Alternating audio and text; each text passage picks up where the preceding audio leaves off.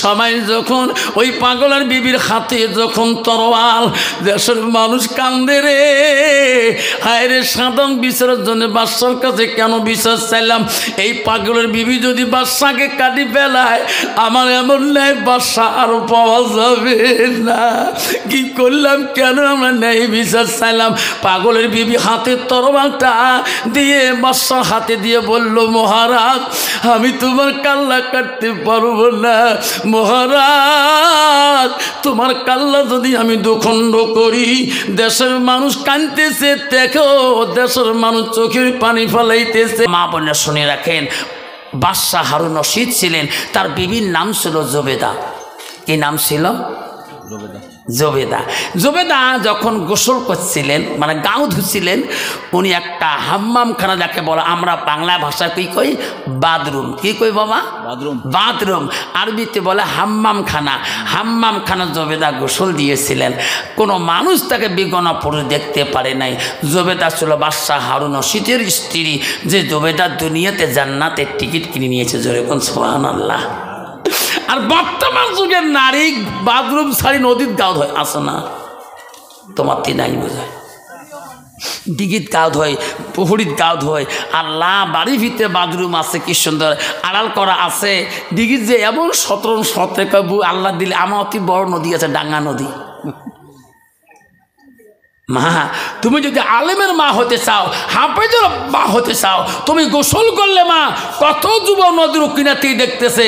যদি একটা অঙ্গ যদি কোনো পুরুষ খারাপ নজরে দেখে, ওই পেট থেকে তো আলেম হাফেজ মুক্তি হবে না। তার জবেদা ভানু গোসল দিতেছে হাম্মামখানার ভিতরে। দারোয়ান আছে তার গেটে, কোনো মানুষ তার বাড়িতে ঢুকলে দারোয়ানের পারমিশন ছাড়া ঢুকতে পারবে না। বাবা তোমাদের নেতা নেতৃত্ব বাড়ি যদি যান, টক্কু ঢুকতে দিবে না বাবা। দেখা ঠিক না বেটি? তার দারোয়ান ছিল, একটু রেস্টে ছিল, গেট খোলা ছিল। এক পাগলা খড়ির বোঝা মাথায় নিয়ে, দারোয়ান আসছিল এক ধান্দার, খড়ির বোঝা মাথায় নিয়ে ওই রাজবাড়ি ভিতরে ঢুকি যে কইছে, খড়ি নেবেন নাকি খড়ি বেছাবো, খড়ি নেবেন নাকি খড়ি বেছাবো। জবেদা গোসল করে, আমার বাড়ির কোন মানুষ ঢুকিলে? জবেদা শুনছিলেন আমার বাড়িতে কোনো মানুষ ঢুকলে দারোয়ান থাকে, থাকে না? তো এটা পাগল ঢুকলো, দারোয়ান গেল কোথায়? জবেদা ডাক মারলেন, দারোয়ান। দারোয়ানের কানে নানিমা ডাকে গেল, এই দারোয়ান তুমি থাকতে আমার বাড়িতে মানুষ বেগনা পুরুষ ঢুকছে রাজদরবারের ভিতরে। দারোয়ান একটু এই ঢুকিলে দেয়া দেখে একটা পাগলা খড়ির বোঝা মাথায় নিয়ে বলতেছে, কে খড়ি নেবেন? আমি খড়ি বেচাইতে আসছি। জবেদা বলছে, দারোয়ান এই পাগল মানুষ হবে, অন্যায় করিস না। সুবহানাল্লাহ। দারোয়ান রে, এই দারোয়ান পাগলা অন্যায় করিস না। দারোয়ানকে বলি দে, রাজবাড়ির ভিতরে খড়ি বিক্রি হয় না, খড়ি বিক্রি হয় বাজারের মধ্যে। যেরকম সুবহানাল্লাহ। দারোয়ানে মনে মনে রাখ, ইস একটা রেস্টও দিবে দেয় না রে। রানীবাগ হচ্ছে সরল মনে, দারোয়ান হচ্ছে যে টুটি করে চিবিয়ে পাগলের টুটি চিবি হচ্ছে টানি আনতে আনতে দেই গেল ছাড়ি দিচ্ছে, ঠাস করি মরার শেষ। দারোয়ান রানীমা পাগলটা মরি গেল। ঠাক করলো কি, কি করছি? গাড়িমা টুটি চিবি হচ্ছে, রাগজ চোট জানেন, ও ছাড়ি দু নাই, ও ঠঠা লাগছি, কি হবে? রানী বললো, জবেদা বলো, দারোয়ান রে আমার স্বামী হারুন রশিদ ন্যায় প্রেম বাদশা, মানুষের অন্যায় দেখতে পারে না রে দারোয়ান। এই পাগল যে মারা গেল, উপযুক্ত প্রমাণ যদি দিতে না পারো, তোমার মৃত্যু হয়ে যাবে। তাড়াতাড়ি রে দারোয়ান, বাদশা এখনো রাজমহলে আসে নাই, বিচার মহলে আছে। তাড়াতাড়ি ওই পাগলটাকে যে কোনো জায়গায় পুঁতে রাখো, নালে তোর উপযুক্ত প্রমাণ দিতে হবে, নাহলে আমার স্বামী বাদশা হারুন রশিদ তোকে জিন্দা রাখবে না। দারোয়ান এই কথা শুনিয়ে তাড়াতাড়ি পাগলকে পুঁতে রাখলে রাজবাড়ির ভিতরে। কন্ত বাবা, বাদশা যদি না জানে, পৃথিবীর কেউ যদি না জানে, আমার মালিক মৌলা জানি কি না? জানে না। জোরে কোন জানে না? জানে। বাদশা না জানতে পারে, একজন মালিক জানে। দারোয়ানকে বলি দিল, জবেদার সাবধান, এই কথা যাতে বাস্ট হয় না। কত বাবা এইরকম কেস ভারতবর্ষের জমিনে হয় না? না হয়। কত হয়? ল্যাট্রিনের ভিতরে 25 দিন 40 দিন পর্যন্ত লাশ পশু সরে গেছে। তোমার আলিপুরদুয়ারের জমিনে পাশে, ফেসবুকে পাশে আমরা ল্যাট্রিনের ভিতরে ট্যাঙ্কির ভিতরে মানুষ চালিয়ে দিয়েছিল। আলিপুরদুয়ারের ফেসবুকের পাশে 15 দিন পরে সেই লাশ পেয়েছে। আসামের মধ্যে পাটার দাগের ভিতরে ধুইছে, পাটা ধুইতে সে লাশ পায়। বাবা পৃথিবীর মানুষ না জানলেও আল্লাহ জানে, ঠিক না? পাগলের স্ত্রী ছিল আল্লাহ ওয়ালা মুত্তাকিন। পাগল বলি যেছেন সারাদিন পাহাড়ে কাঠ কাটে, পাগলের বিবি জহর পড়ি দোয়া করে, সুবহানাল্লাহ। আল্লাহ আমার স্বামী বাজারে যায়, ফজরের নামাজ পড়ি, আল্লাহ পাহাড়ের কাঠ কাটে বিক্রি করে আমার জন্য কত কিছু বাজার থেকে কিনে আনে। সারাদিন চলি গেল, রাত 8টা 10টা বাজে যায়, এখনো আজকে স্বামী আসে না কেন? বাচ্চা দুইটা কিনি করি, বলে মা আজকে আব্বা কেন মা পাহাড় থেকে বাড়ি আসে না? মা আমরা সন্ধ্যের থেকে কিছুই খাই নাই মা।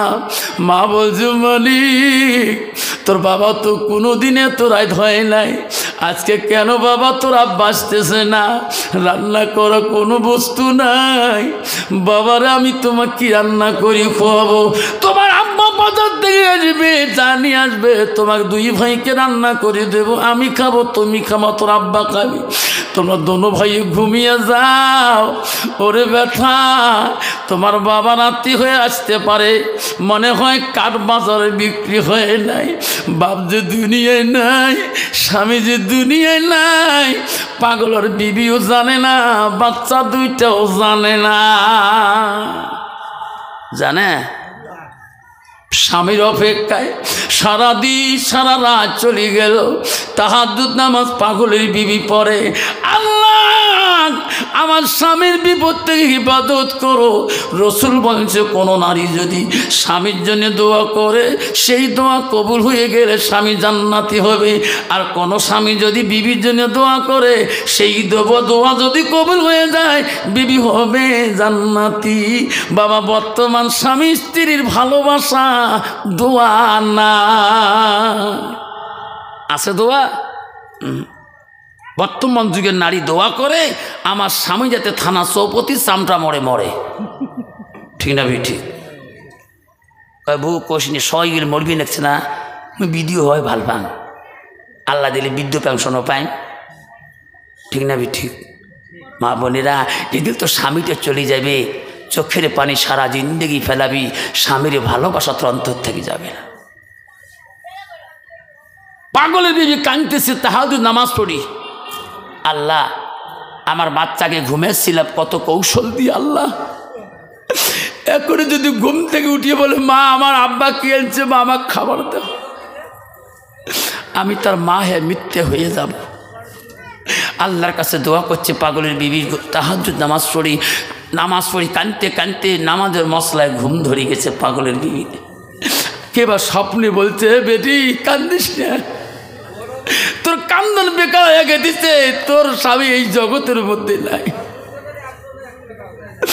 এই আল্লাহর বান্দি কান্দি লাভ নাই, তোমার স্বামীর খবর যদি নিতে চাও, বাদশাহ হারুন রশিদের দরবারে তুমি বিচার দাও, তোমার স্বামীর খবর বাদশাহ হারুন রশিদ দিতে পারবে।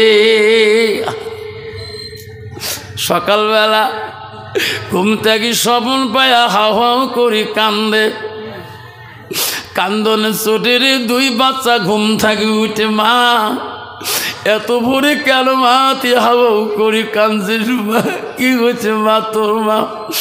মা আব্বা কি আনছে, মা রান্না করেছো, মা দেও। মা বলছে বেটা রে কিছুই রান্না করি নাই, তোর আব্বা সারা রাত্রি বাড়ি আসে নাই। মানিক তোর আব্বা নাই, আসে নাই, দুনো ভাই চলো রে বাদশাহ হারুন রশিদের দরবারে যাই, তোমার আব্বার সম্বন্ধে বিচার দেব, তোর আব্বা কোথায় আছে। আমাকে কে বা স্বপ্নে বলল, হারুন রশিদ বাদশাহকে বললে তোমার আব্বা আর খবর দিতে পারবে। যেরকম সুবহানাল্লাহ। সকালবেলা পাগলের বিবি বাচ্চা দুইটাকে নিয়ে বাদশাহ হারুন রশিদের দরবারে যায়, যে বলে মহারাজ আপনি গরিবকে সহায় করেন কি না, গরিবের বিচার করেন কি না। বাদশাহ হারুন রশিদ বলছে, মা আমি হলাম ন্যায়পরায়ণ বাদশাহ। আল্লাহ নবী হাদিস বলছে, মা 7 শ্রেণীর মানুষ আল্লাহর আরশের ছায়া থাকবে না, রহমতের ছায়ার তলে থাকবে। 1 নম্বর হলো ন্যায়পরায়ণ বাদশাহ। মা আমি ন্যায় বিচার করি, মা সত্যি করি, বল মা কি হয়েছে তোমার। কইছে মওলা ও মহারাজ আপনি যদি ন্যায় বাদশাহ হন, ও মহারাজ আপনার স্ত্রী আমার স্বামীকে কেন খুন করলো। বাদশাহ হারুন রশিদ চমক পেয়ে বলল, মিথ্যা মিথ্যা, এই কথা কোনোদিন হইতে পারে না। আমার বিবি বিপর্দা না, বেগুনা পুরুষক দেখে না, তোমার স্বামীকে কেমন করি বিষা মারল। কইছে মহারাজ মিথ্যে যদি বলি তাহলে তোমার বিবি জুবেইদাকে ডাকে শোনো। সুবহানাল্লাহ কোন, সুবহানাল্লাহ কোন। বাদশাহ চমক খেলো, এমন কথা। বাদশাহ বলে জুবেদা, তখন বলে মহারাজ লাব্বাইক হাজির, কি হয়েছে। জুবেদা সত্য কথা বল, প্রতিদিন রাজ দরবার থেকে ফিরে আসলে রাতের মধ্যে 2 জনে একে পালঙ্গে ঘুমিয়ে যায়, 2 জনে ঘুমিয়ে যায়। তুমি কত সারাদিনের মনের বাসনার কথা বলো, তুমি গত রাতে কোনো কথা বলতে ভুলে গেছো নাকি। জুবেদা চিন্তাত পড়ে গে, স্বামী গো বাবা শেষ করতেছি, কষ্ট হয়, যেরকম কষ্ট হয়। জুবেদা চলে আসলেন। বাদশাহ বলেন, জুবেদা গতদিনে রাত্রে আমাকে কোনো কথা বলতে ভুলে গেছো নাকি। জুবেদা তখন সত্য কথা করি বলেন, যেরকম সুবহানাল্লাহ। স্বামী গো প্রতিদিন রাত্রে থাকার সময় আমি আমার বাড়ির ইতিহাস সব কিছু বলি। তখন স্বামী একটা কথা তোমাকে আমি বলতে খেয়াল হারে গেছিলাম। জলসা কমিটির সেক্রেটারি সামিদুল হোসেন কোথায়।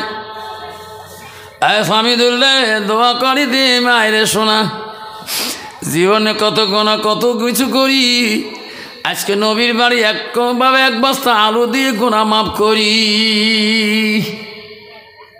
সামিদুল জলসা সেক্রেটারি কে সামিদুল করে গেলে হারে গেল নাকি। হ্যাঁ সোহেল মিয়া, নামটি হলো সোহেল মিয়া, বাড়ি হলো সিলেখানা, দেখতে মালা তাকাইয়া 8 নম্বরে একটা চাউল আল্লাহ আলুর বস্তা দেয় নবীর ঘর লাগিয়া, আর 2 বস্তা পরিরায় নবী সুন্নত লাগিয়া। 10টি সুন্নত আছে বাবা যাইলাম বলিয়া, 4 কোটি 4 মোজা খাবু জুবি শেষার, 5 ওয়াক্ত 5 নিয়ত করে সমান, আর কামা কাম 13 কাজ মুসলমানি 5 বেনাই মেহনতে 7, 30 রোজা 30 নিয়া জানিব ইখিন, তৈমতি 3 রে বাবা গোসলতে 3। মুসলমান 130টা ফরজ আছে আর 2টা বাকি আছে, এ 10 বস্তা হয়ে যায়। আনিল সরকার করবে।